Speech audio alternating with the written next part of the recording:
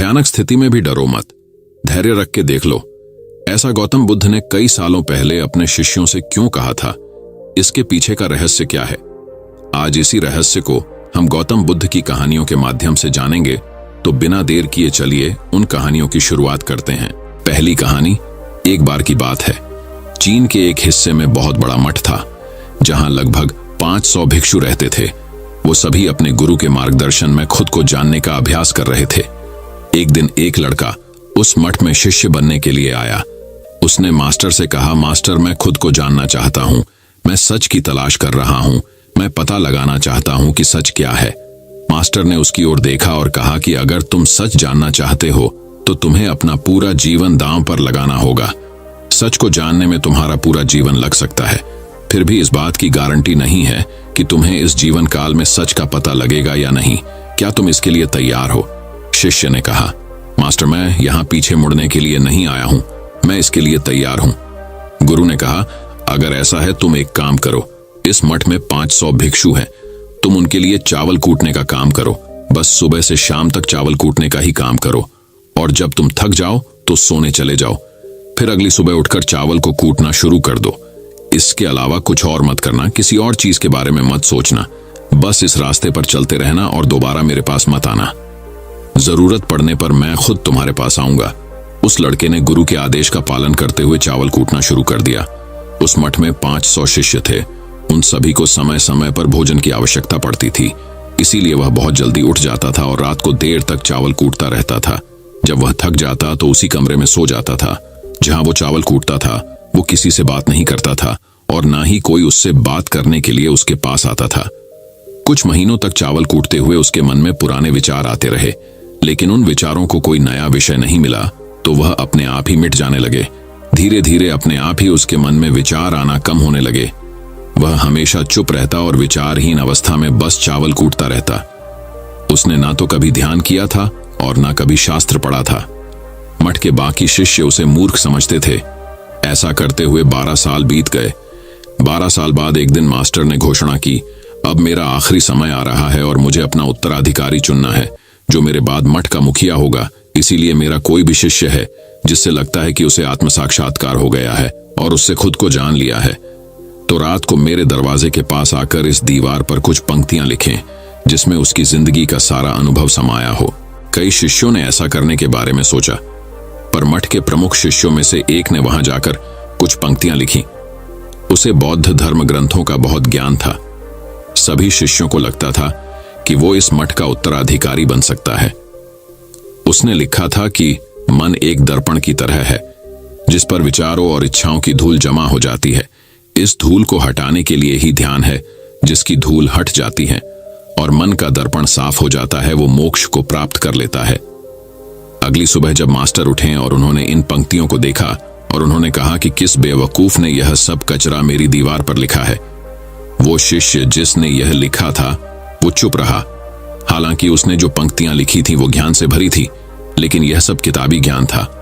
वो शिष्य बहुत चालाक था। उसने पंक्तियां लिखी, पर उसने नीचे अपने हस्ताक्षर नहीं किए, क्योंकि वो स्वयं इसके बारे में निश्चित नहीं था कि यह सही है या नहीं, क्योंकि उसे आत्म साक्षात्कार नहीं हुआ था। गुरु ने पंक्तियों को पूरी तरह से खारिज कर दिया। ये देखकर सभी हैरान रह गए। ये घटना पूरे मठ में चर्चा का विषय बन गई। इस विषय पर बात करते हुए 2 शिष्य उस शिष्य के पास से गुजरे जो 12 साल पहले यहां आया था और दिन रात चावल कूटता रहता था।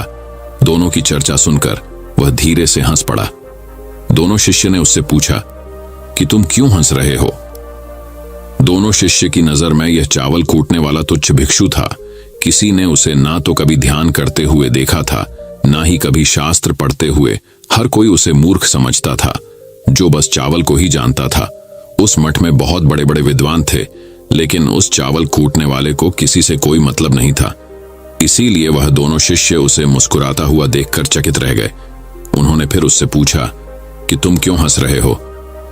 उसने जवाब दिया, मैं इसीलिए हंसा कि मास्टर सही बोल रहे हैं। यह सब पंक्तियां कचरा है, इन पंक्तियों का कोई मूल्य नहीं है। वो दोनों शिष्य चौंक गए। उन्होंने उसे पूछा कि क्या तुम ऐसी पंक्तियां लिख सकते हो जो इससे भी बेहतर हो? चावल पीसने वाले ने जवाब दिया, नहीं, क्योंकि मैं अनपढ़ हूं, लेकिन हाँ, मैं कुछ पंक्तियां कह सकता हूं। अगर तुमने उन पंक्तियों को तुम लिख सकते हो तो मैं तुम्हारे साथ जाने के लिए तैयार हूं। उन दोनों शिष्यों ने कहा, ठीक है।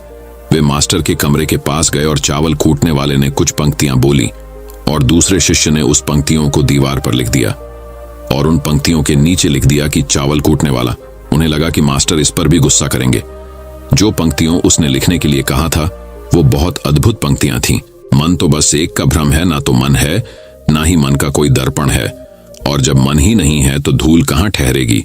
जो ये जानता है वो सच को जान गया। जब गुरु ने ये पंक्तियां देखीं तो वे आधी रात को उठे और चावल कूटने वाले के पास गए। वह सो रहा था। मास्टर ने उसे जगाया और कहा कि ये लो मेरी छड़ी और मेरे वस्त्र भी ले लो।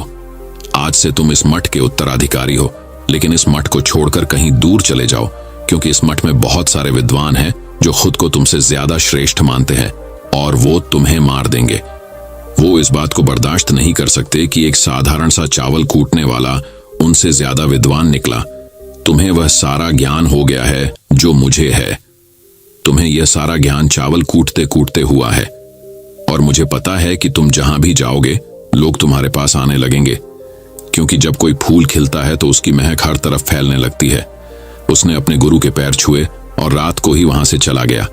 अगर हम अपनी जिंदगी में देखें तो पाएंगे बहुत से लोग सोचते हैं कि ध्यान केवल एक ही जगह बैठकर आंखें बंद कर कर ही किया जा सकता है, लेकिन हकीकत में ऐसा नहीं है। ध्यान तो चलते चलते भी किया जा सकता है। अपना कुछ काम करते हुए भी ध्यान किया जा सकता है। असल में ध्यान का मतलब यह है कि आप जो भी काम कर रहे हैं उसे पूरे शिद्दत से करें कि आपको आपके शरीर का ख्याल भी ना रहे। बिल्कुल उस चावल पीसने वाले की तरह जो चावल कूटने में इतना मगन हो गया कि उसको खुद का कोई ख्याल ही नहीं रहा। उसने चावल कूटते हुए ही उसने आत्म साक्षात्कार प्राप्त कर लिया। हर समय वर्तमान में रहना और कुछ नहीं सोचना। मन तब तक ही है जब तक विचार है। जब विचार ही नहीं रहेंगे तो मन भी गायब हो जाएगा। जब मन ही नहीं रहेगा तभी तुम अपने आप को अच्छे से जान पाओगे। असल में हमें अपने वास्तविक रूप को जानने के लिए कोई अन्य साधना करने की आवश्यकता नहीं है। हम जो कुछ भी कर रहे हैं बस उसमें हमें पूरी तरह से खो जाने की जरूरत है। अपने काम में इस कदर से लीन हो जाओ कि आपका काम ही आपका ध्यान बन जाए। तो चलिए दर्शकों, अब बढ़ते हैं हमारे दूसरी कहानी की तरफ। दूसरी कहानी है ये 10 आदतें दिमाग को कमजोर बनाती हैं। बौद्ध कहानी। गांव में रहने वाला एक नौजवान लड़का अपने मन के अनियंत्रित विचारों से बहुत परेशान था। न चाहते हुए भी हर समय उसके मन में कोई न कोई विचार चलते ही रहते हैं। जब वो कोई काम करता तो उसके हाथ, पैर और शरीर दो उस काम को कर रहे होते हैं, लेकिन उसका मन अतीत में घटी किसी घटना के ख्याल में खोया रहता। उसे अपने भविष्य को लेकर ख्याली पुलाव पकाने की भी आदत पड़ चुकी थी। वो अक्सर सोचता कि एक दिन मैं यह करूंगा, वो करूंगा, एक दिन मैं बहुत ही बड़ा और सफल इंसान बन जाऊंगा। वो अक्सर अपने भविष्य को लेकर बड़े बड़े सपने देखता रहता है और उन सपनों में खुद को हमेशा दूसरों से आगे रखता और खुद को एक नायक के रूप में प्रस्तुत करता। वह जब भी किसी महान, बुद्धिमान, वीर और साहसी व्यक्ति की कहानी सुनता या पढ़ता तो उस कहानी के नायक की जगह खुद को रख लेता और अपने ख्यालों में ही वो सभी साहसिक और महान कार्य करने की कोशिश करता जो उस कहानी के नायक ने किए होते थे। वह अक्सर अपने ख्यालों में सोचता कि एक दिन मैं बहुत ही सफल इंसान बनूंगा जिसके पास बहुत सारा पैसा होगा, समाज में खूब इज्जत और मान सम्मान होगा। वह एक बहुत ही सुंदर और सुशील लड़की से शादी करेगा और खुशी खुशी अपना जीवन व्यतीत करेगा। वह कई वर्षों से ऐसा ही सोचता आ रहा था। उसे लगता था कि उसका जीवन एकदम से बदल जाएगा, वो एकदम से सफल बन जाएगा, लेकिन उसके साथ आज तक ऐसा कुछ भी चमत्कार नहीं हुआ था, बल्कि समय बीतने के साथ उसकी हालत और भी बुरी होती जा रही थी। और इसका सबसे बड़ा कारण था उसका एक्शन ना लेना, यानी काम ना करना। उसके सपने तो बड़े बड़े थे और वो अपने ख्यालों में भविष्य के लिए बड़ी बड़ी योजनाएं भी बना लेता था, लेकिन उसने आज तक उन सपनों को हकीकत में बदलने के लिए कभी कोई ठोस कदम नहीं उठाया था। कभी भी खुद को कड़ी मेहनत करने के लिए प्रेरित नहीं किया था, जिसका परिणाम यह हुआ कि अब वह 25 साल से भी ऊपर का हो चुका था, लेकिन आज तक आपने किसी भी सपने को हकीकत में बदलते हुए नहीं देखा था। इसीलिए अब उस व्यक्ति को भी यह बात समझ आने लगी थी कि वह अपने मन के बनाए हुए ख्यालों के जाल में फंस चुका है, जिससे वह केवल अपने ख्यालों में ही अपने सपनों की चीजों के बारे में सोचकर खुश होता रहता है और कभी भी वास्तविक दुनिया में उन सपनों को पूरा करने के लिए कोई प्रयास नहीं करता। उसे पता तो था कि उसका दिमाग फालतू के विचारों से भरा हुआ है और वो वास्तविकता में नहीं जी रहा है, लेकिन बहुत प्रयास करने के बाद भी वह अपनी इस आदत को छोड़ नहीं पा रहा था। उसे अपने ख्यालों की दुनिया में जीने में मजा भी आ रहा था, लेकिन जब वह अपने ख्यालों से बाहर आकर अपनी वास्तविक स्थिति को देखता और उसके बारे में सोचता तो वह बहुत दुखी हो जाता। अब धीरे धीरे उसकी यह आदत उसके तनाव और उदासी का कारण बन चुकी थी। अब वो अपने दोस्तों और घर वालों से ज्यादा बात भी नहीं करता था। दिन भर गुमसुम और उदास रहने लगा था। एक दिन ऐसे ही उदास मन के साथ वह एक पेड़ के नीचे बैठा हुआ था। तभी उसका एक मित्र उसके पास आता है और उससे कहता है, मित्र, हमारे गांव में एक बहुत ही प्रसिद्ध बौद्ध भिक्षु पधारे हुए हैं और मैंने सुना है कि वह मन और मन की शांति से जुड़ी हर एक समस्या का समाधान बहुत ही आसानी से कर देते हैं। मुझे लगता है कि तुम्हें उनसे एक बार जरूर मिलना चाहिए। वो तुम्हारी समस्या का समाधान कर सकते हैं। अपने मित्र की बात सुन वो है नौजवान व्यक्ति खुश हो जाता है और उन्हें बौद्ध भिक्षु से मिलने चल पड़ता है। थोड़ी देर बाद वह बौद्ध भिक्षु के समक्ष पहुंच जाता है, जो कि एक वृक्ष के नीचे ध्यान मुद्रा में बैठे हुए थे। वह बौद्ध भिक्षुओं को प्रणाम कर उनके सामने बैठ जाता है और अपनी सारी समस्याएं बताना शुरू कर देता है। वह कहता है, मेरा मन हर समय असंख्य विचारों से भरा रहता है। इसमें बेवजह के विचार हर समय चलते ही रहते हैं। मैं कोई काम कर रहा होता हूं तब भी मेरा मन अतीत या भविष्य के किसी विचार में ही खोया रहता है। मैं कितना ही प्रयास कर लूं पर ये मेरी एक नहीं सुनता। मैं अपने इस अशांत मन को शांत करना चाहता हूं, इसे खाली करना चाहता हूं, इसे एकाग्रचित करना चाहता हूं, जिसमें मैं अब तक का सफल रहा हूं। मैं आपके पास बड़ी उम्मीद लेकर आया हूं। कृपया मुझे कोई रास्ता दिखाए। उस नौजवान व्यक्ति की ये सारी बातें ध्यान से सुनने के बाद बौद्ध भिक्षु ने कहा, जिंदगी खुशहाल और मन शांत तो तभी होगा ना जब जो गलतियों कर रहे हो उन गलतियों को करना बंद कर दोगे। क्या क्या गलतियों कर रहे हो और मन को कैसे साफ करना है, इस बारे में आज मैं तुम्हें विस्तार से बताऊंगा। ध्यान से सुनना। पहले तो आप इस वीडियो को लाइक करें और हमारे चैनल को सब्सक्राइब कर दें। पहली गलती, पर्याप्त नींद ना लेना, पूरी नींद ना लेना शरीर और मन को कई तरह से नुकसान पहुंचाता है। अगर पूरी नींद ना ली जाए तो याददाश्त का कमजोर होना, तनाव, चिड़चिड़ापन, हर समय थका हुआ महसूस करना और चेहरे की चमक खोने जैसी समस्याओं का सामना करना पड़ता है। इसके साथ ही कम सोने से समस्याओं का समाधान निकालने वाले दिमाग की क्षमता पर असर पड़ता है और दिमाग को तुलनात्मक अध्ययन करने में दिक्कत आती है। इसीलिए रोजाना कम से कम 5 से 6 घंटे की गहरी नींद लेना जरूरी है। नींद मानव जीवन के लिए महत्वपूर्ण होती है क्योंकि यह हमारे शारीरिक और मानसिक स्वास्थ्य को सुरक्षित रखने का माध्यम होती है। रोज पर्याप्त गहरी नींद लेने से हमारी शारीरिक क्षमता बढ़ती है, मानसिक तनाव कम होता है और जीवन की गुणवत्ता में सुधार होता है।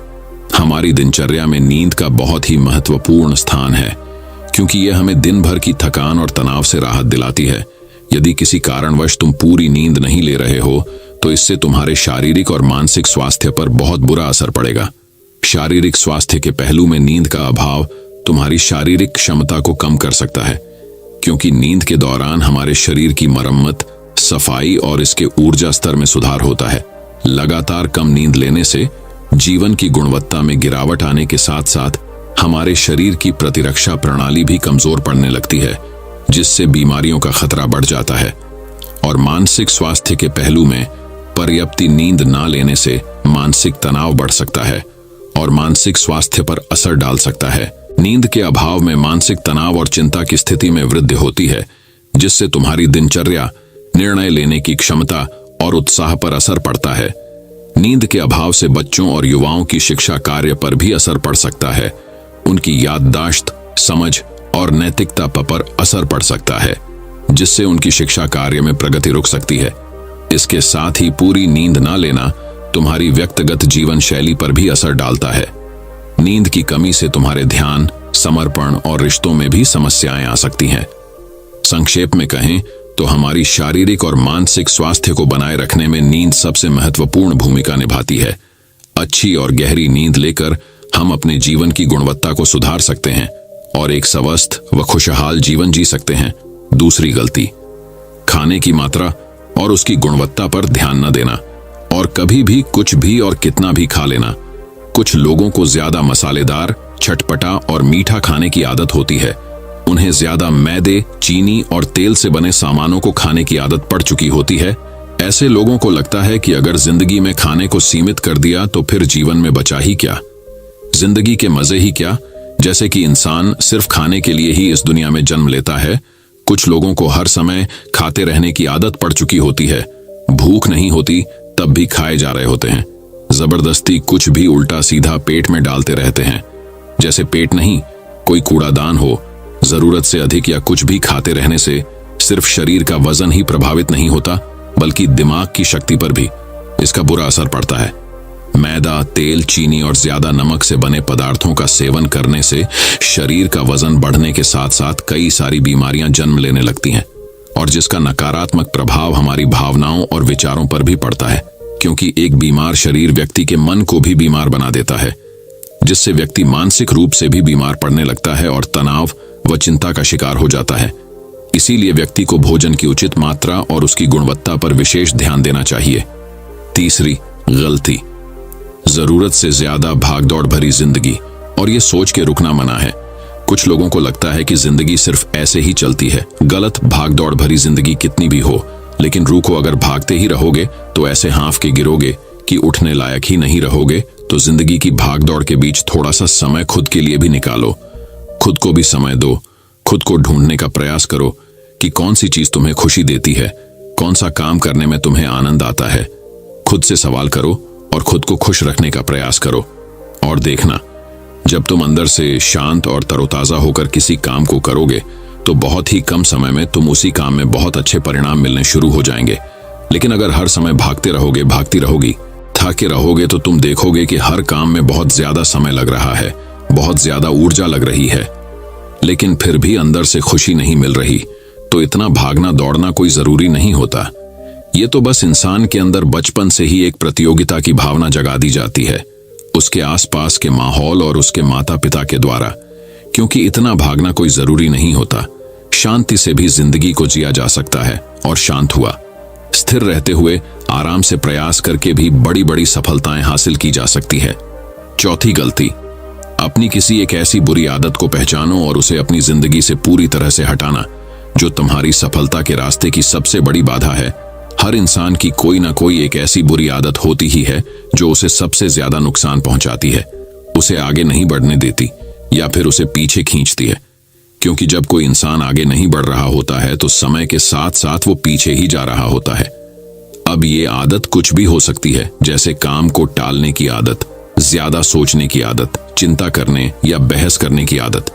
कोई भी एक ऐसी आदत जो तुम्हें लगता है कि तुम्हें सबसे ज्यादा नुकसान पहुंचा रही है, उसे पहचानो और आज से ही उस किसी अच्छी आदत से बदलने का प्रयास शुरू कर दो। हालांकि आदतों को बदलना इतना आसान नहीं होता, लेकिन हर चीज को बदलना संभव है अगर तुम्हारे अंदर वो मजबूत संकल्प और लचीलापन है, और अगर तुम लगातार प्रयास करोगे तो तुम्हारी नई आदत बन जाएगी और पुरानी आदत अपने आप ही छोड़ जाएगी। पांचवी गलती, जरूरत से ज्यादा बड़े बड़े वादे करना। वादा जरूर करना चाहिए और अपने वादे का पक्का भी होना चाहिए, और वादा करने के बाद जो लोग उसे पूरा करते हैं उनके समाज में एक अलग इज्जत होती है। लोग उन्हें ज्यादा पसंद करते हैं। लेकिन हमें कभी भी ऐसे वादे नहीं करने चाहिए जिससे हम पूरा ही ना कर सके या जिसे पूरा करने में हमें संदेह हो। साथ ही हमें ना कहना भी आना चाहिए। ये जरूरी नहीं कि हम दूसरों के हर काम को हाँ कहकर उनकी नजरों में हर समय अच्छा बनने का प्रयास करें। हमें मना करना भी आना चाहिए। जितना तुम कर सकते हो सिर्फ उतने का ही वादा करो, क्योंकि अगर तुम अपनी क्षमताओं से बाहर जाकर किसी को जबान दे दोगे तो फिर तुम खुद के ऊपर बहुत दबाव महसूस करोगे, तनाव से भर जाओगे और साथ ही सामने वाले की बेवजह की उम्मीदें भी तुमसे जुड़ जाएंगी। और जब तुम उसे पूरा नहीं कर पाओगे तो या तो तुम अपने आप पर बहुत ज्यादा दबाव डालोगे उन्हें पूरा करने का, या फिर दूसरों की नजरों में बुरा बन जाओगे, जो फिर बाद में तुम्हारे अंदर और भी तनाव पैदा करेगा। तो जितना कर सकते हो, जितना आसान है तुम्हारे लिए उतना करो, फिर देखो कितना सुकून आता है जिंदगी में। छठी गलती, अंदर ही अंदर खुद की बुराई करना और खुद को कमजोर दूसरों से कम समझना। अगर तुम्हें खुद की बुराई करने की आदत है, हर समय अपने अंदर सिर्फ कमियां दिखती है, रोज अपने आप को कोसते हो तो फिर तुम्हें बाहर के किसी दुश्मन की कोई जरूरत नहीं है, क्योंकि तुम अकेले ही अपने लिए काफी हो। अगर तुम्हें अपनी बुराई करने की आदत है तो इसे छोड़ दो, क्योंकि ऐसा करके तुमने अपनी जिंदगी को नर्क खुद ही बना रखा है। खुद को प्यार करो, दुलार करो, खुद को स्वीकार करो और खुद के बारे में सकारात्मक बोलो। अगर कुछ गलती भी हो गई है तो खुद से बोलो कि अच्छा हुआ मुझे इस गलती का एहसास अभी हो गया। मैं एक ऐसा इंसान हूं जो अपनी गलतियों से सीखता है और आगे बढ़ जाता है। तो कहने का मतलब ये है कि गलती में भी खुद को लगातार कोसने या खुद को अपनी नजरों में गिराने की बजाय गलतियों से सीखकर आगे बढ़ने वाला इंसान बनो, क्योंकि अंदर ही अंदर खुद की बुराई करना और खुद को कोसना इंसान को ऐसी जंजीरों में बांध देता है कि फिर वह उसे तोड़ नहीं पाता और वही पड़ा पड़ा मानसिक रूप से सड़ता रहता है। तो अगर यह तुम्हारे अंदर है खुद की बुराई करना, तो इसे जल्दी से जल्दी छोड़ो, तभी जिंदगी खूबसूरत बनेगी। 7वीं गलती, दिमाग को अतीत की बुरी यादों और नकारात्मक भावनाओं से भरकर रखना। अतीत में कुछ गलत घटना घट गई थी, उसकी बुरी यादों को इकट्ठा किए हुए है। सालों पहले किसी ने कुछ गलत बोल दिया था, उसकी बातों को आज भी मन में लेकर ढो रहे हैं। किसी काम में सफलता मिल गई थी, उसे लेकर आज भी दुख मना रहे हैं। जब कोई इंसान दिमाग में इतना सारा बोझ, इतनी सारी नकारात्मक भावनाएं लेकर चलेगा तो फिर वह खुश और शांत कैसे रह पाएगा। इसीलिए अपने मन, अपने दिमाग को साफ करो, शरीर से सीखो। शरीर रोज अपने आप को साफ करता है। सुबह उठते ही ये अपने अंदर की सारी गंदगी को मल मूत्र के द्वारा बाहर निकाल देता है। तो ऐसे ही दिमाग की गंदगी को भी हर दिन बाहर निकालो। रोज रात में सोने से पहले सारी की सारी जो अंदर उथल पुथल है, नाराजगी है, शिकायतें हैं, अपने आप से, दूसरों से सब साफ करो। इसके साथ ही हर सुबह कुछ समय निकालकर ध्यान और प्राणायाम का अभ्यास करो। जिंदगी बहुत ज्यादा खुशहाल बन जाएगी। 8वीं गलती, अवास्तविक अपेक्षाएं या उम्मीदें रखना। उम्मीद या अपेक्षाएं रखना हम इंसानों का स्वभाव है, लेकिन जब अपेक्षाएं बेबुनियादी और जरूरत से अधिक हो जाती है तो फिर ये हमें हर समय तनाव में रखती है, दूसरों से भी लड़ाई झगड़े करवाती है और फिर हम अपनी जिंदगी से असंतुष्ट रहना शुरू कर देते हैं। हमें अपने जीवन की नकारात्मक चीजें ज्यादा नजर आने लगती हैं और हमें लगने लगता है कि हमारी इच्छाएं तो कभी पूरी होंगी ही नहीं। अधूरी इच्छाओं का एक पूरा बोझ हम अपने सर के ऊपर रख लेते हैं और ऐसा लगने लगता है कि हम बोझ तले दबते जा रहे हैं। जिंदगी से निराशा होने लगती है, लक्ष्य को पाने का मन नहीं करता, अच्छे संबंध बनाने का मन नहीं करता, अच्छा खाना खाने का मन नहीं करता, कहीं आने जाने का मन नहीं करता। पूरी तरह से एक तनाव और उदासी भरा माहौल अपने आसपास बना लेते हैं। इसीलिए अवास्तविक और बेवजह की उम्मीदें रखना बहुत गलत है। हमेशा वास्तविक और सही उम्मीदें ही रखनी चाहिए और हमेशा मान के चलो कि इन वास्तविक उम्मीदों के साथ भी कुछ उलटफेर हो सकती है। जैसे होते होते भी कई बार काम नहीं हो पाएंगे और ये सारी घटनाएं आम बात है। जो आज नहीं हो पाया वो कल हो जाएगा, जो कल नहीं हो पाएगा वो परसों हो जाएगा। उम्मीद में दुनिया कायम है, लेकिन अपने आप को किसी भी हालत में चिंता और तनाव में नहीं लाना है। शांत और स्थिर रहना है। गलती बुरे लोगों या बुरे रिश्तों से दूरी न बना पाना। अगर रिश्ते हो तो अच्छे हो, इसमें प्रेम हो, परवाह हो, सम्मान हो, लेकिन अगर किसी स्वार्थी और चालक व्यक्ति के साथ तुम्हारा रिश्ता बन गया है जो रोज रोज का सिरदर्द बना हुआ है, रूठना मनाना यही चलता रहता है। संबंधों में अपने आप को खूब दबाना पड़ता है, डर के जीते हो, बस गुस्सा ही तुम्हारे अंदर रहता है। तो ऐसे रिश्ते से खुद को दूर कर लो। अकेले में बहुत सुकून है, लेकिन अगर कोई ऐसा व्यक्ति है जो रोज रोज का सिरदर्द बना हुआ है तो इससे तो जिंदगी तहस नहस हो जाती है। अगर उनसे ऐसे घनिष्ठ संबंध है, इसे पूरी तरह से नहीं छोड़ा जा सकता, तो फिर ऐसी स्थिति में संबंधों को सीमित कर दो और जिन लोगों से तुम पीछा छुड़ा सकते हो उन लोगों को तो बिल्कुल अपनी जिंदगी से बाहर निकाल दो और अपनी जिंदगी में सुकून लाओ। इतना कहने के बाद बौद्ध भिक्षु ने अपनी बात समाप्त की और कहा, तो ये थी वो कुछ गलतियां जिन्हें अगर तुम सुधार लेते हो तो तुम्हारी जिंदगी फिर से शांति, सुकून और खुशी से भर जाएगी। दोस्तों, एक और गलती जो आज के समय में हमारे मन को अशांत और बेचैन रखती है वो है digital devices and social media का ज्यादा यूज करना। अब आज के समय में तो डिजिटल डिवाइसेस को अपनी जिंदगी से पूरी तरह अलग करना लगभग असंभव है, लेकिन जो लोग बेमतलब का इन सब डिवाइस में लगे रहते हैं, जिनका कोई काम ही नहीं है, लेकिन फिर भी चिपके रहेंगे, नेटफ्लिक्स देखते रहेंगे, सोशल मीडिया स्क्रॉल करते रहेंगे, एक पागलपन की हद तक पूरा दिन इन डिवाइसेस में ही गुजार देंगे। ये आदत बहुत ज्यादा खराब है। जितना आपके काम के लिए जरूरी है इसका यूज करिए, लेकिन इसमें भी बीच बीच में ब्रेक लेना, रेस्ट लेना जरूरी होता है। नहीं तो ये है आपके अंदर की बहुत सारी चीजों को खराब कर देगा। आपके चेहरे की चमक कम हो जाती है, आपकी नींद पर भी असर पड़ता है। ये आपके अंदर ज्यादा सोचने की आदत बढ़ाकर तनाव पैदा कर देता है। इसीलिए आपको जितना हो सके इनसे दूरी बनाकर रखना है, क्योंकि कुछ चीजों को तो हम बिल्कुल छोड़ सकते हैं, जैसे जंक फूड, लेकिन डिजिटल डिवाइसेस को पूरी तरह से छोड़ना प्रैक्टिकली पॉसिबल नहीं है, क्योंकि आजकल सब कुछ टेक्नोलॉजी से जुड़ा हुआ है। और अगर हम कंप्लीट डिजिटल डिटॉक्स कर लेंगे तो फिर हम अपने लाइफ में आगे नहीं बढ़ पाएंगे। इसीलिए इसको पूरी तरह से छोड़ना नहीं, लिमिट करना है। तो दोस्तों, उम्मीद करता हूं आपको इस कहानी से एक अच्छी सीख मिली होगी। तो चलिए बढ़ते हैं हमारी तीसरी कहानी की तरफ। तीसरी कहानी ऐसी कहानी जो आपकी सोच बदल देगी। दुनिया में दो तरह के लोग होते हैं। एक वे जो छोटी सी प्रॉब्लम आने पर घबरा जाते हैं और दुखी हो जाते हैं। दूसरे वह लोग होते हैं चाहे कितनी भी बड़ी मुश्किलें उनकी जिंदगी में आ जाए, लेकिन वह हमेशा खुश रहते हैं, हर प्रॉब्लम में अपने आप को संभाल लेते हैं। एक वे जो जिनके पास सब कुछ होते हुए भी, लेकिन फिर भी वह हमेशा दुखी दिखते हैं। आपको हमेशा वे दुखी ही मिलेंगे। और दूसरे वे जिनके पास कुछ हो या ना हो, लेकिन वह आपको हमेशा खुश दिखते हुए मिलते हैं, मुस्कुराते हुए मिलते हैं। आज हम ऐसे ही एक के बारे में बात करेंगे। यह कहानी ऐसी है कि आपके जीवन में हजारों मुश्किलें या बड़ी परेशानियां क्यों ना आ जाएं, लेकिन यह कहानी आपको हर मुश्किल में रहना और मुस्कुराना सिखा देगी। आज मैं आप सभी को एक सुनाऊंगा। इसमें बहुत अच्छा एक संदेश दिया गया है जो आपको आपकी जीवन में बहुत काम आएगा। दुनिया में दो तरह के लोग होते हैं।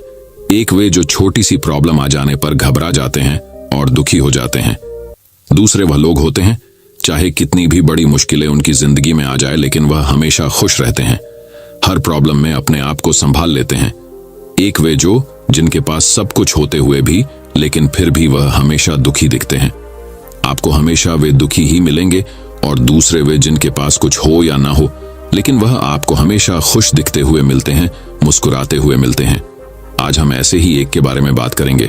ये कहानी ऐसी है कि आपके जीवन में हजारों मुश्किलें या बड़ी परेशानियां क्यों ना आ जाएं, लेकिन यह कहानी आपको हर मुश्किल में रहना और मुस्कुराना सिखा देगी। एक फकीर एक देश की यात्रा पर निकला। जब रास्ते में रात हो गई तो वे एक व्यक्ति घर रुक गया। उस व्यक्ति का नाम था आनंद। आनंद ने उस फकीर की खूब सेवा की और दूसरे दिन आनंद ने फकीर को उपहार देकर विदा किया। वह फकीर आनंद की सेवा से बहुत खुश हो गया और दुआएं देने लगा कि हे भगवान, आनंद को हमेशा खुश रखना और वह हमेशा दिन प्रतिदिन आगे बढ़ता ही रहे। इस बात पर आनंद हंसने लगा और फकीर से आनंद बोला, हे फकीर जो है वह भी अब नहीं रहने वाला। इस बात पर फकीर आनंद की तरफ देखता ही रहा और वहां से आगे चला गया। कुछ साल बाद फिर फकीर आनंद के घर आया और देखा सारा धन और सारी संपत्ति सब कुछ चला गया है। आनंद एक गांव के ही बड़े जमींदार के यहाँ नौकरी कर रहा है। वह फकीर आनंद से मिलने के लिए वहां चला गया। आनंद ने उस अभाव में ही उस फकीर का स्वागत किया और झोपड़ी में ही फटी चटाई पर ही बैठाया। उसके पास खाने के लिए जो रुखी सुख रोटी थी वह खाने के लिए फकीर को दे दिया। जब फकीर वहां से जाने लगा तो उसके आंख में आंसू थे और फकीर कहने लगा, हे भगवान, तुमने ये क्या किया? तो आनंद फिर हंसा और कहने लगा, अरे फकीर, तू क्यों दुखी हो रहा है? ईश्वर हमें जिस हाल में भी रखें, हमें हमेशा खुश रहना चाहिए, उसे धन्यवाद देना चाहिए। समय सदा बदलता रहता है और इतना ही नहीं, यह भी नहीं रहने वाला है। इस पर फकीर सोचने लगा कि मैं तो केवल वेश से ही फकीर हूं, लेकिन सच्चा फकीर तो तुम हो आनंद। कुछ साल बाद फकीर फिर से यात्रा पर निकला और आनंद से मिला और देखा तो देखता ही रह गया, क्योंकि सब कुछ बदल चुका था। आनंद अब जमींदारों का जमींदार बन चुका था। उसे मालूम हुआ आनंद जिस जमींदार के यहाँ नौकरी कर रहा था उसकी कोई संतान नहीं थी और अपनी सारी संपत्ति और जायदाद आनंद को दे दी। फकीर बहुत खुश हो गया और आनंद से कहा, अच्छा हुआ वह जमाना गुजर गया, भगवान करे अब तुम ऐसा ही बने रहो। यह सुनकर आनंद फिर हंसने लगा और कहने लगा, फकीर, अभी भी तेरी नादानी बनी हुई है। फकीर ने फिर आनंद से पूछा, क्या यह भी नहीं रहने वाला? तो आनंद ने उत्तर दिया, हाँ, या तो ये चला जाएगा या फिर इसको अपना मानने वाला ही चला जाएगा। यहाँ पर कुछ भी रहने वाला है ही नहीं। अगर कोई चीज शाश्वत है तो वह है हमारी आत्मा, वह है हमारी मन की शांति, वह है हमारे मन का सुकून, और बाकी जो कुछ भी है वह हमेशा रह नहीं सकता। एफक्यूअर ने आनंद की बातों को बहुत ही ध्यान से सुना और वापस चला गया। जो होता है उसे स्वीकार करो। कुछ सालों के बाद फिर फकीर जब उस गांव से गुजरा तो आनंद का महल तो है, लेकिन उसमें आनंद ही नहीं है। उसमें कबूतर गुटरगू कर रहे हैं। आनंद अब इस दुनिया में नहीं रहा, उसकी मृत्यु हो चुकी थी। वह फकीर मन ही मन सोचने लगा कि यह एक इंसान जिंदगी भर कितना दौड़ता रहता है और रोता रहता है, दुखी होता रहता है। जिन चीजों के लिए इंसान तड़पता रहता है, दुखी होता रहता है, वास्तव में वह चीज जो हमेशा रहने वाली है ही नहीं, वे सारी चीजें बदलने वाली हैं। यह कहानी यह शिक्षा देती है कि हमारे जिंदगी में जब भी कोई मुश्किल, तकलीफ या दुख आए तो हमें यह सोचना चाहिए कि जिंदगी में इससे पहले मुश्किलें या उलझने आईं तो क्या वे हमेशा रुकी रही? जैसे सारी मुश्किलें आकर चली गई, वैसे ही यह भी मुश्किल चली जाएगी। यह भी हमेशा रहने वाली नहीं है। तो आप हमेशा याद रखिए कि जिंदगी में कितना भी बड्ढा दुहक क्यों ना हो, वह हमेशा रहने वाली नहीं है। ये दुहक भी चले जाएंगे। एक बार अकबर ने बीरबल से कहा कि बीरबल, आज कुछ ऐसा लिखो कि जब मैं खुशी में पढ़ूं तो दुहक और जब दुहक में पढ़ूं तो खुशी हो। तो बीरबल ने लिखा, यह वक्त भी बीत जाएगा। ये एक ऐसा वाक्य है, जब इसे खुशी में पढ़ेंगे तो दुहक होगा और दुहक में पढ़ेंगे तो खुशी होगा। मुझे उम्मीद है कि आप सभी को आज की यह कहानी बहुत पसंद आई होगी। यदि पसंद आया हो तो कृपया आप इस कहानी को सबके साथ में शेयर जरूर करें। तो दोस्तों, चलिए बढ़ाते हैं हमारी चौथी कहानी की तरफ। कहानी बुद्ध ने सिखाई आत्मनियंत्रण की कला। एक लड़का अत्यंत जिज्ञासु था। जहां भी उसे कोई नई चीज सीखने को मिलती, वह उसे सीखने के लिए तत्पर हो जाता। उसने एक तीर बनाने वाले से तीर बनाना सीखा, नाव बनाने वाले से नाव बनाना सीखा, मकान बनाने वाले से मकान बनाना सीखा, बांसुरी वाले से बांसुरी बनाना सीखा। इस प्रकार वह अनेक कलाओं में प्रवीण हो गया, लेकिन उसमें थोड़ा अहंकार आ गया। वह अपने परिजनों व मित्रों से कहता, इस पूरी दुनिया में मुझ जैसा प्रतिभा का धनी कोई नहीं होगा। एक बार शहर में गौतम बुद्ध का आगमन हुआ। उन्होंने जब उस लड़के की कला और अहंकार दोनों के विषय में सुना तो मन में सोचा कि इस लड़के को एक ऐसी कला सिखानी चाहिए जो अब तक की सीखी कलाओं से बड़ी हो। वे भिक्षा का पात्र लेकर उसके पास गए। लड़के ने पूछा, आप कौन हैं? बुद्ध बोले, मैं अपने शरीर को नियंत्रण में रखने वाला एक आदमी हूं। लड़के ने उन्हें अपनी बात स्पष्ट करने के लिए कहा। तब उन्होंने कहा, जो तीर चलाना जानता है वह तीर चलाता है, जो नाव चलाना जानता है वह नाव चलाता है, जो मकान बनाना जानता है वह मकान बनाता है, मगर जो ज्ञानी है वह स्वयं पर शासन करता है। लड़के ने पूछा, वह कैसे? बुद्ध ने उत्तर दिया, यदि कोई उसकी प्रशंसा करता है तो वह अभिमान से फूलकर खुश नहीं हो जाता, और यदि कोई उसकी निंदा करता है तो भी वह शांत बना रहता है, और ऐसा व्यक्ति ही सदैव आनंद में रहता है। लड़का जान गया कि सबसे बड़ी कला स्वयं को वश में रखना है। कथा का सार यह है कि आत्मनियंत्रण जब सध जाता है तो संभव आता है, और यही संभव अनुकूल प्रतिकूल दोनों स्थितियों में हमें प्रसन्न रखता है। तो दोस्तों, चलिए बढ़ाते हैं हमारे अगले कहानी की तरफ। पांचवी कहानी भगवान बुद्ध के प्रवचनों से भी कुछ जरूरी है। एक बार बुद्ध एक गांव में अपने किसान भक्त के यहां गए। शाम को किसान ने उनके प्रवचन का आयोजन किया।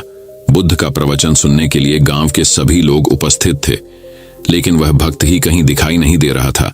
गांव के लोगों में कानाफूसी होने लगी कि कैसा भक्त है कि प्रवचन का आयोजन करके स्वयं गायब हो गया। प्रवचन खत्म होने के बाद सब लोग घर चले गए। रात में किसान घर लौटा। बुद्ध ने पूछा, कहां चले गए थे? गांव के सभी लोग तुम्हें पूछ रहे थे। किसान ने कहा, दरअसल प्रवचन की सारी व्यवस्था हो गई थी, पर तभी अचानक मेरा बैल बीमार हो गया। पहले तो मैंने घरेलू उपचार करके उसे ठीक करने की कोशिश की, लेकिन जब उसकी तबीयत ज्यादा खराब होने लगी तो मुझे उसे लेकर पशु चिकित्सक के पास जाना पड़ा। अगर नहीं ले जाता तो वह नहीं बचता। आपका प्रवचन तो मैं बाद में भी सुन लूंगा।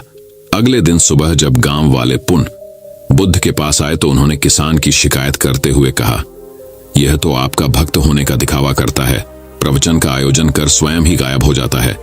बुद्ध ने उन्हें पूरी घटना सुनाई और फिर समझाया।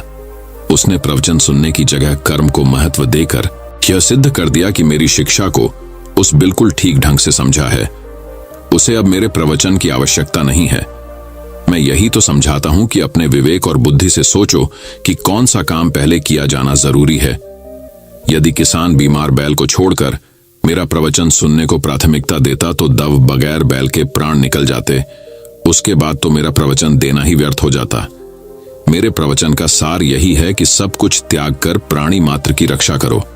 इस घटना के माध्यम से गांव वालों ने भी उनके प्रवचन का भाव समझ लिया। तो दोस्तों, चलिए बढ़ाते हैं हमारी छठी और अंतिम कहानी की तरफ। छठी कहानी, मन का मंत्र। एक बार की बात है, एक आदमी के जीवन में सिर्फ दुख ही दुख थे। वह जो भी काम करता उस बेचारे का वह काम पूरा ही नहीं होता। घर में आता तो घर में क्लेश बना रहता।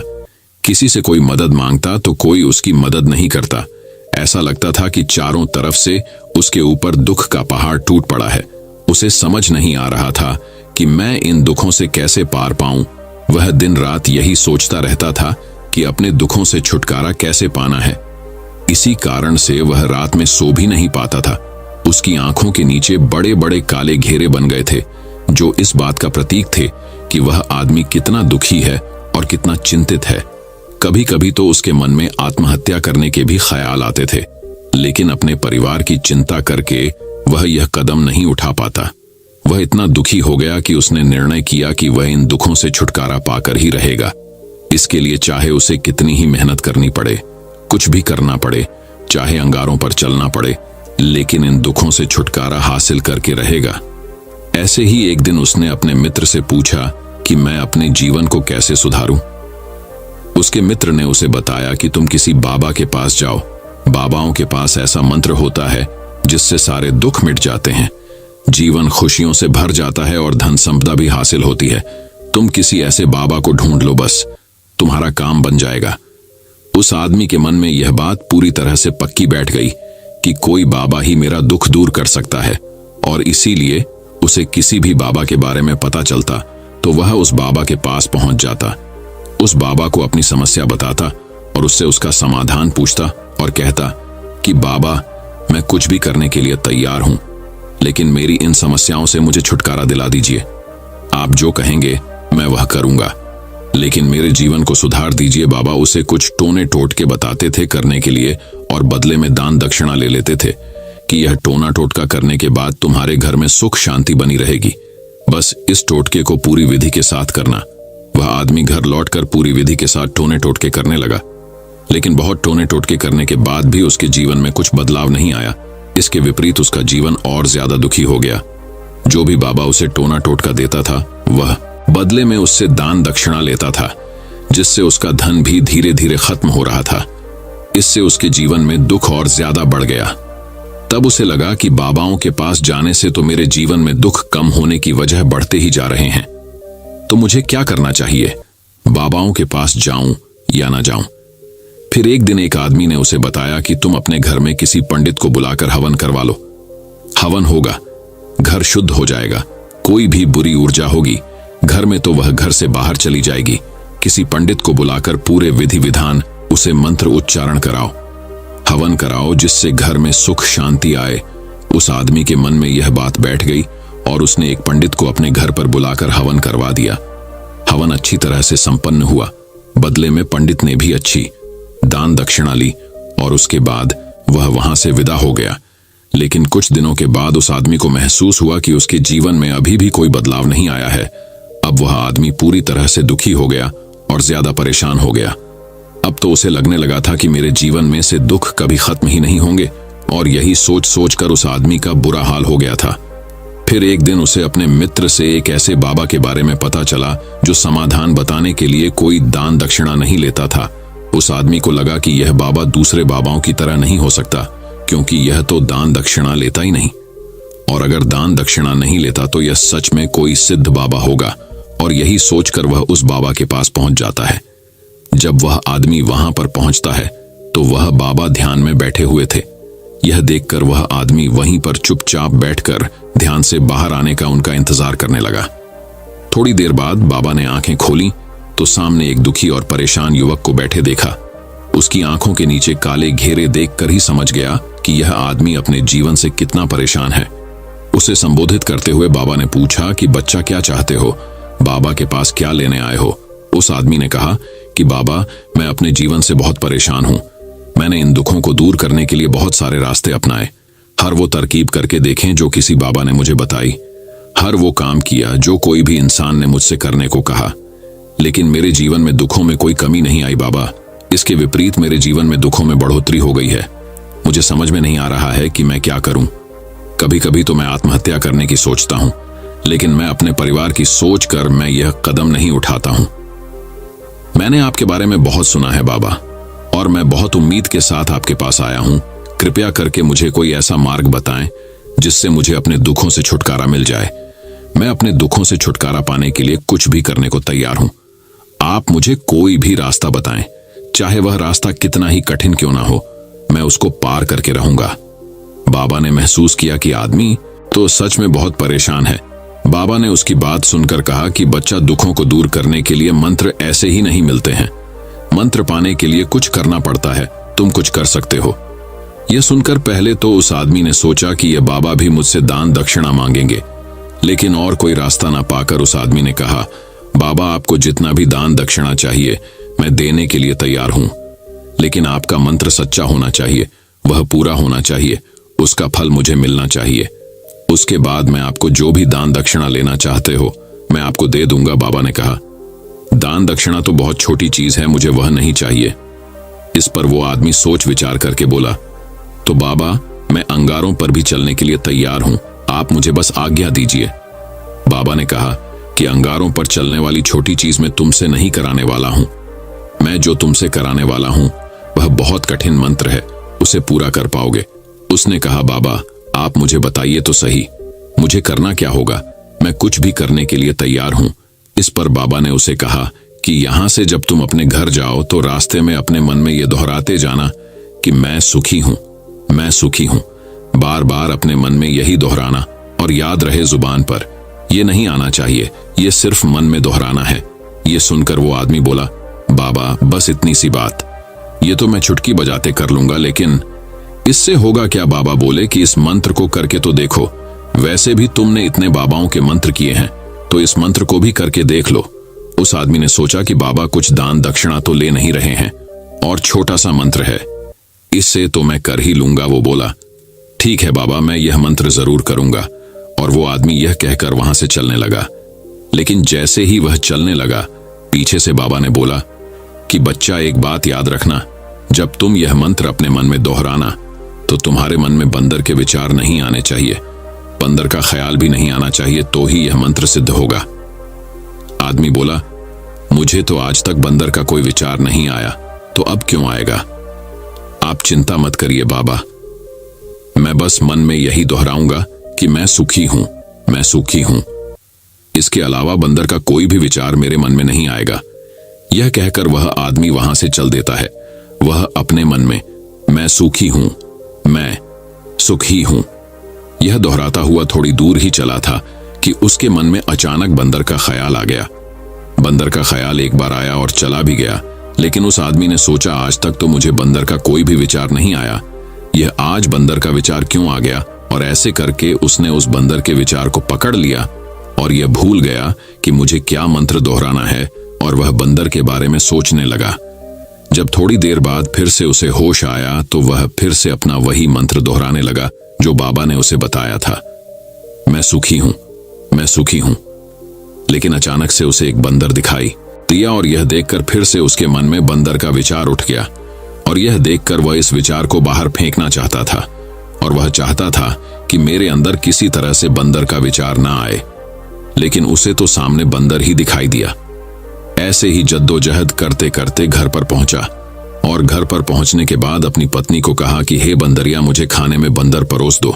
और जब उसे एहसास हुआ कि उसने क्या बोल दिया तो वह अपने बाल नोचने लगा और दीवारों में सर मारने लगा कि आज तक मुझे बंदर का कोई भी विचार नहीं आया, और आज मुझे यह क्या हो गया है कि मुझे हर जगह बंदर ही बंदर नजर आ रहे हैं। यह कैसी माया है? यही सोच सोचकर वह आदमी रात भर सो नहीं पाया।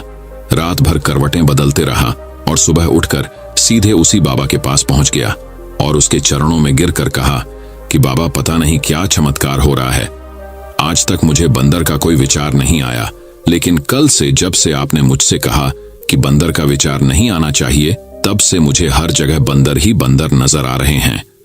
उस आदमी ने कहा कि बाबा, मुझे तो आपके पीछे पेड़ पर बैठा बंदर केले खाते हुए दिखाई दे रहा है। ये हो क्या रहा है बाबा? ये सुनकर बाबा हंसने लगे। बच्चा, मन का जाल एक ऐसा जाल है जिसे समझ पाना इतना आसान नहीं है।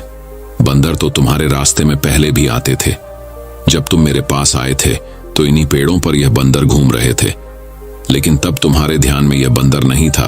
तब तुम्हारे ध्यान में सिर्फ दुख थे। इसके बाद बाबा ने उसे बताया कि बच्चा, हम जिस चीज से भी दूर भागना चाहते हैं, वही चीज हमारे मन में बहुत गहरे में प्रविष्ट हो जाती है और हमारे अंतर मन में समा जाती है। असल में हम जिस चीज से छुटकारा पाना चाहते हैं, उससे छुटकारा इसीलिए पाना चाहते हैं कि वह हमारे साथ बहुत गहरे से जुड़ी हुई है, और हम जितना ही उससे छुटकारा पाना चाहते हैं, वह उतनी ही गहरी हमारे मन में बैठती चली जाती है और आखिरकार हमारे अंतर मन में छा जाती है। ऊपर से तो हम चाहते हैं सुखी होना, कि मैं सुखी हूं, हमारे होंठ भी यही बोलते रहते हैं, लेकिन हमारे मन में दुख समाये होते हैं। हमारे विचारों में, हमारे मन में दुख ही दुख दिखाई देते हैं। इसीलिए अपनी जुबान से बार बार यह बोलने से कि मैं सुखी हूं, हम सुखी नहीं होंगे जब तक यह मंत्र हमारे अंतर्मन में प्रविष्ट नहीं होगा। इस पर उस आदमी ने पूछा कि बाबा, लेकिन यह मंत्र हमारे अंतर्मन में प्रविष्ट कैसे होगा? यह सुनकर बाबा ने कहा कि बच्चा, अपने दुखों से लड़ना बंद कर दो। जब तक तुम अपने दुखों को दूर करने की सोचते रहोगे, तब तक वो दुख तुमसे चिपके रहेंगे, तब तक वो दुख तुम्हारे अंतर्मन पर अपना राज बनाए बैठे रहेंगे। और जिस दिन तुम उन दुखों के बारे में सोचना ही छोड़ दोगे, उन दुखों से छुटकारा ही नहीं पाना चाहोगे, उसी दिन से तुम्हारे जिंदगी से दुख गायब हो जाएंगे। क्योंकि किसी भी चीज से छुटकारा पाने के लिए हमें उस चीज के बारे में सोचना पड़ता है, और हम जितना ही उस चीज के बारे में सोचते हैं, वह उतनी ही गहरी हमारे मन में प्रविष्ट होती चली जाती है। हम अधिकतर समय दुखों के बारे में ही सोचते हैं। हम यही सोचते हैं कि हमारे जीवन में दुख है और हमें इससे छुटकारा पाना है। इसी वजह से बार बार सोचने से वो दुख हमारे अंतर्मन में प्रविष्ट हो जाते हैं और हमें एहसास भी नहीं होता। इसीलिए अगर तुम दुखों से छुटकारा पाना चाहते हो, तो दुखों से छुटकारा पाने के बारे में सोचना छोड़ दो। तुम्हें दुखों से छुटकारा मिल जाएगा। अक्सर आदमी धूम्रपान छोड़ना चाहता है, शराब छोड़ना चाहता है, सुबह अपने आप से यह वादा करता है कि मैं कोई भी गलत काम नहीं करूंगा, लेकिन शाम को जब लौटता है तो नशे में चूर होकर लौटता है। ऐसा क्यों होता है? जो हम सोच रहे हैं वह पूरा कर ही नहीं पा रहे हैं। असल में हम उस चीज को बहुत ज्यादा तवज्जो दे रहे हैं, उस चीज को बहुत ज्यादा अहमियत दे रहे हैं। जब भी हम उस चीज को छोड़ने के बारे में सोचते हैं, तो हम उसकी इंपॉर्टेंस यानी कि विशेषता और ज्यादा बढ़ा देते हैं। हमारा मन उस चीज के बारे में जितना ज्यादा सोचेगा, शराब या धूम्रपान छोड़ने के बारे में जितना ज्यादा सोचेगा, हमारा मन उतना ही उस चीज के पीछे ज्यादा भागेगा। हमें उस चीज से लड़ना नहीं है, बल्कि बिना सोचे गुजर जाना है। और अगर हम इस मंत्र को समझ लेते हैं, तो हम अपने जीवन में जो भी पाना चाहते हैं, उसे अपने अंतर्मन में डाल सकते हैं। और एक बार वो लक्ष्य हमारे अंतर्मन में बैठ जाता है, तो फिर सफलता पाने में कोई समस्या नहीं आती, कोई दिक्कत नहीं आती। तो दोस्तों, कैसी लगी आपको यह कहानी? दोस्तों, मैं उम्मीद करता हूं कि यह कहानी सुनने से आपके जीवन में अच्छे बदलाव आए होंगे। आपको इस वीडियो से क्या सीखने मिला, ये कमेंट करके जरूर बताइए, और अपने परिवार, दोस्तों या आपके करीबी इंसान के साथ ये कहानी शेयर करके उन्हें भी इस ज्ञान से परिचित करवाए। बाकी अगर आपको यह वीडियो दिल से अच्छी लगी हो, तभी इस वीडियो को लाइक कर देना, और आपने अब तक इस चैनल को सब्सक्राइब न किया हो तो चैनल को सब्सक्राइब भी जरूर कर देना। आपका हर दिन शुभ हो और खुशियों से आपका जीवन भरा रहे।